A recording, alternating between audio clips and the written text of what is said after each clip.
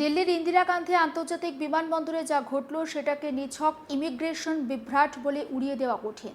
বাংলাদেশের প্রধানমন্ত্রী তারেক রহমানের ঘনিষ্ঠ উপদেষ্টা জাহেদুর রহমান ভারতে ঢুকতে এসে প্রায় 2.5 ঘন্টা আটকে থাকলেন।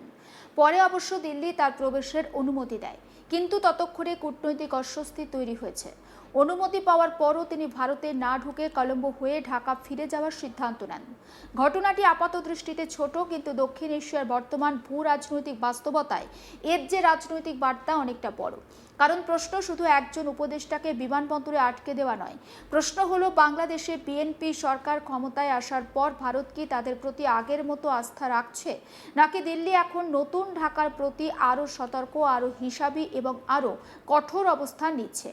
এই ঘটনার মধ্যেই লুকিয়ে রয়েছে ভারত বাংলাদেশ সম্পর্কের নতুন অধ্যায়ের ইঙ্গিত। বাংলাদেশের শেখ হাসিনা সরকারের পতনের পর যে রাজনৈতিক পরিবর্তন ঘটেছে তা শুধু ঢাকার ক্ষমতার পালাবদল নয়, সেটি গোটা দক্ষিণ এশিয়ার কৌশলগত সমীকরণের একটা পরিবর্তন। দীর্ঘদিন ধরে শেখ হাসিনা ছিলেন দিল্লির সবথেকে নির্ভরযোগ্য আঞ্চলিক সহযোগীদের একজন। সীমান্ত নিরাপত্তা থেকে জঙ্গি দমন এবং কানেক্টিভিটি থেকে বাণিজ্য, সব ক্ষেত্রেই ভারত আর বাংলাদেশের সম্পর্ক অভূতপূর্ব উচ্চতায় পৌঁছেছিল। কিন্তু 2024 সালে রাজনৈতিক অস্থিরতার পর বিএনপি ক্ষমতায় আসে, তারেক রহমান বাংলাদেশের বর্তমান প্রধানমন্ত্রী। তখন থেকেই দিল্লির কূটনৈতিক মহলে একটি প্রশ্ন ঘুরছিল, নতুন সরকার কি আগের নীতি বজায় রাখবে, নাকি বাংলাদেশ ধীরে ধীরে অন্য কৌশলগত পথে হাঁটবে। জাহেদুর রহমানের ঘটনাকে সেই প্রেক্ষাপট থেকে বিচ্ছিন্ন করে দেখা যাবে না। সরকারিভাবে ভারত এখন কোনো মন্তব্য করেনি, কিন্তু বাংলাদেশের একাধিক সংবাদ মাধ্যমের দাবি, ইমিগ্রেশন যাচাইয়ের সময় জাহেদের নাম একটি সিকিউরিটি ওয়াচ লিস্ট এ উঠে আসে। এর সত্যতা সরকারিভাবে নিশ্চিত না হলেও বিষয়টি অত্যন্ত তাৎপর্যপূর্ণ, কারণ সাধারণ কোনো বিদেশি নাগরিক নন জাহেদুর রহমান। তিনি বর্তমান বাংলাদেশের ক্ষমতার কেন্দ্রের অত্যন্ত পরিচিত একজন মুখ। তারেক রহমানের নীতি আর কৌশল বিষয়ক উপদেষ্টা হিসাবে তিনি সরকারের একটা গুরুত্বপূর্ণ পদে রয়েছেন। একজন চিকিৎসক, রাজনৈতিক বিশ্লেষক এবং কলাম লেখক হিসাবে তার পরিচিতি রয়েছে। অন্তর্বর্তীকালীন ইউনূসের যে প্রশাসন ছিল, সেই প্রশাসনের নির্বাচন সংস্কার কমিশনেও কিন্তু তিনি ছিলেন।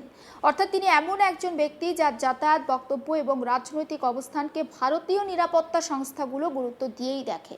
আর এটাই হচ্ছে মূল প্রশ্ন, যদি সব নথি আগে থেকেই জমা দেওয়া হয়ে থাকে, যদি বাংলাদেশের হাই কমিশন দিল্লিকে আনুষ্ঠানিকভাবে সফরের কথা জানিয়ে থাকে, যদি তিনি আইওআর এর মতো আন্তর্জাতিক বৈঠকে যোগ দিতে আসেন, তাহলে ভারতের বিমানবন্দরে এমন একটা পরিস্থিতি তৈরি হলো কেন? এটা কি নিছক প্রযুক্তিগত ভুল, নাকি নিরাপত্তা যাচাইয়ের নামে দিল্লি একটা রাজনৈতিক বার্তা দিতে চেয়েছে? কূটনৈতিক মহলের অনেকেই দ্বিতীয় সম্ভাবনাকে পুরোপুরি উড়িয়ে দিতে পারছেন না, কারণ গত কয়েক মাসে ভারত বাংলাদেশ সম্পর্কের ভিতরে এক ধরনের একটা অস্বস্তি, সেটা স্পষ্ট। তারেক রহমান ক্ষমতায় আসার পর অনেকেই ভেবেছিলেন তার প্রথম বিদেশ সফর হবে ভারত, কিন্তু তা হয়নি। খবর অনুযায়ী তিনি প্রথম সফরের জন্য মালয়েশিয়াকে বেছে নিয়েছেন, ভারত নয়, চীনও নয়। কূটনৈতিক ভাষায় একে বলা হয় স্ট্র্যাটেজিক ব্যালেন্সিং, অর্থাৎ কোনো এক শক্তির দিকে পুরোপুরি ঝুঁকে না পড়ে বিভিন্ন শক্তি কেন্দ্রের মধ্যে ভারসাম্য বজায় রাখা। কিন্তু দিল্লি এই বার্তাকে ঠিক কিভাবে নিচ্ছে, এটাই এখন সবথেকে একটা গুরুত্বপূর্ণ প্রশ্ন। ভারত বহুদিন ধরেই বাংলাদেশকে শুধু প্রতিবেশী দেশ হিসাবে দেখছে না, উত্তর পূর্ব ভারতের নিরাপত্তা, বঙ্গোপসাগরের কৌশলগত গুরুত্ব, সীমান্ত বাণিজ্য, জল বন্টন, আন্তর্জাতিক যোগাযোগ, সব মিলিয়ে বাংলাদেশ ভারতের অন্যতম গুরুত্বপূর্ণ একটা অংশীদার। ফলে ঢাকার রাজনৈতিক পরিবর্তন দিল্লির কাছে একটা প্রতিবেশী দেশের অভ্যন্তরীণ ঘটনা নয়, সেটি ভারতের নিরাপত্তা, কূটনৈতিক স্বার্থের সঙ্গেও জড়িত। আর এই কারণেই জাহেদুর রহমানকে বিমানবন্দরে আটকে দেওয়ার ঘটনাকে অনেকেই একটি সিগন্যাল হিসাবে দেখছেন। একটি বার্তাতেও ভারত নজর রাখছে, আর সেই নজরদারি শুধু রাজনৈতিক নয়, নিরাপত্তাগত। বাংলাদেশের নতুন সরকারের বিরুদ্ধে ভারত বিরোধী শক্তিকে জায়গা করে দেওয়ার অভিযোগ ইতিমধ্যেই উঠেছে। বিভিন্ন রাজনৈতিক বিশ্লেষক এবং নিরাপত্তা বিশেষজ্ঞ দাবি করেছেন, বিএনপি সরকারের কিছু অংশে ইসলামপন্থী গোষ্ঠীর প্রভাব রয়েছে। যদিও সরকার এমন অভিযোগ অস্বীকার করেছে, তবে দিল্লির উদ্বেগ যে পুরোপুরি উধাও হয়নি তা আরও স্পষ্ট। আর সে কারণেই বিমানবন্দরের এই ঘটনা রাজনৈতিক গুরুত্ব পেয়েছে। এখানে আরও একটি গুরুত্বপূর্ণ বিষয় রয়েছে, ভারত শেষ পর্যন্ত জাহেদের প্রবেশের অনুমতি দিয়েছে, অর্থাৎ দিল্লি তাকে আনুষ্ঠানিকভাবে অগ্রহণযোগ্য ব্যক্তি হিসেবে কিন্তু ঘোষণা করেনি। যদি ভারতের উদ্দেশ্য তাকে প্রবেশ করতে না দেয়া হতো তাহলে তো অনুমতি দেওয়া হতো না, কিন্তু অনুমতি তাকে দেয়া হলো, অর্থাৎ প্রশাসনিক স্তরে সমস্যার সমাধান হয়েছে। তবুও জাহেদ কেন ফিরে গেলেন? এখানেই কূটনীতির একটা মনস্তত্ত্ব কাজ করে। একজন শীর্ষ সরকারি উপদেষ্টা যদি বিমানবন্দরে ঘন্টার পর ঘন্টা অপেক্ষা করেন, তাহলে তো সেটি তার ব্যক্তিগত মর্যাদা, তার দেশের মর্যাদার প্রশ্ন হয়ে দাঁড়াতে পারে। সম্ভবত সে কারণেই তিনি ভারতে না ঢুকে ফিরে যাওয়ার সিদ্ধান্ত নিয়েছেন। এতে ঢাকার কাছে একটি রাজনৈতিক বার্তা যায়, আমাদের প্রতিনিধি অপমানিত হলে আমরা তা সহজে মেনে নেব না। অন্যদিকে দিল্লিরও নিজস্ব একটা বার্তা রয়েছে, নিরাপত্তা সংক্রান্ত প্রশ্নে কোনো ছাড় নেই। ফলে ঘটনাটি আসলে দুই রাজনীতির বা রাজধানীর মধ্যে একটা নীরব কূটনৈতিক টানাপোড়েনের প্রতিফলন। সবথেকে লক্ষণীয় বিষয় হলো, এই ঘটনা এমন এক সময় ঘটল যখন ভারত বাংলাদেশের পাশে দাঁড়িয়ে জ্বালানি সহযোগিতা চালিয়ে যাচ্ছে। ইরান যুদ্ধ ঘিরে আন্তর্জাতিক বাজারে অস্থিরতা তৈরি হলেও ভারত বাংলাদেশের ডিজেল সরবরাহ অব্যাহত রেখেছে। অর্থাৎ বলা যেতে পারে যে ভারত বাংলাদেশের পাশে সবসময় রয়েছে। সে পরিস্থিতি যতই উল্টোপাল্টা হোক না কেন বা বাংলাদেশের যতই ক্ষমতার পট পরিবর্তন হোক না কেন, এটাই হচ্ছে ভারত বাংলাদেশের সম্পর্কের বাস্তবতা। তবে একদিক থেকে কিন্তু সহযোগিতা আর ভিতরে কিন্তু সতর্কতাও একটা লুকিয়ে থাকছে। বন্ধুত্ব আছে কিন্তু চোখ বুঝে বিশ্বাস নয়। দিল্লি জানে বাংলাদেশের রাজনৈতিক পরিবর্তনের সঙ্গে সঙ্গে আঞ্চলিক সমীকরণও যখন তখন বদলাতে পারে।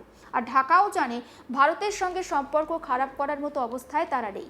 ফলে দুই দেশ এখন একে অপরকে তাই যাচাই করতে চাইছে, পরিমাপ করতে চাইছে, তাই বার্তা পাঠাচ্ছে। জাহেদুর রহমানের বিমানবন্দর পর্ব সেই বৃহত্তর কূটনৈতিক দাবার ছকেরই একটি চাল। এই ঘটনার ফলে ভারত বাংলাদেশ সম্পর্ক ভেঙে পড়বে এমন ইঙ্গিত নেই, বরং সম্পর্ক আরও স্বাভাবিক থাকবে। কিন্তু এটাও পরিষ্কার যে শেখ হাসিনা যুগে নিঃশর্ত আস্থার পরিবেশ আর নেই। এখন শুরু হয়েছে নতুন অধ্যায়, যেখানে বন্ধুত্ব থাকবে, তার সঙ্গে থাকবে হিসাব, সহযোগিতা থাকবে আর তার সঙ্গে থাকবে নজরদারি। আর কূটনৈতিক হাসির আড়ালে চলবে কঠোর বাস্তব রাজনীতি। দিল্লি বিমানবন্দরের সেই 2.5 ঘন্টা তাই শুধু একজন উপদেষ্টার অপেক্ষা নয়, সেটি দক্ষিণ এশিয়ার নতুন ভূ রাজনীতির এক প্রতীকী দৃশ্য, যেখানে ভারত বাংলাদেশ এখনো বন্ধু, কিন্তু দুপক্ষই এখন একে অপরকে নতুন করে বুঝে নিতে চাইছে। আর এই যে একে অপরকে নতুন করে বুঝে নেওয়া এবং জল মাপার যে চেষ্টা দুই রাজধানী করছে, তার আদতে ঠিক কী হবে সেটাও কিন্তু সময়ের ওপর নির্ভর করছে। তবে বাংলাদেশের যে ব্যক্তি, যে উচ্চ পর্যায়ের ব্যক্তি, যিনি তারেক রহমানের মন্ত্রিসভার একটা অন্যতম সদস্য জাহেদুর রহমান, তিনি ঢাকা বিমানবন্দর থেকে এসেছিলেন দিল্লিতে। 2.5 ঘন্টা তিনি সেখানে আটকে ছিলেন এবং তারপর ভারত তাকে অনুমতি দেয়, যদিও পরে তিনি ভারতে প্রবেশ না করে ফিরে গিয়েছেন। এই বিষয়টাও কিন্তু যথেষ্ট তাৎপর্যপূর্ণ।